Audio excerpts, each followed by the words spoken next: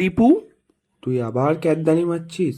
আরে এটা সত্য নয়, সত্য হচ্ছে হ্যাঁ আমি আবার ক্যাদদানি মারছি। আমার কিন্তু বন্ধুর অ্যাটিটিউড কিন্তু সেই লেভেলেরই, তোমরা তো দেখলে গাইস। তারপরে কি আর করি, এই জলে ভেজা পথ দিয়ে চলে গেলাম নন্দন। নন্দনে তো মুভি ছাড়া আর কি দেখবো।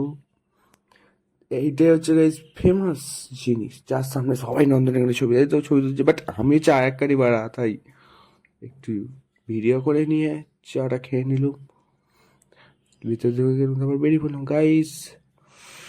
কি বলবো, দুঃখে জীবন। আজ আমরা দেখতে গেছি অথই, অনির্বাণ দার মুভি।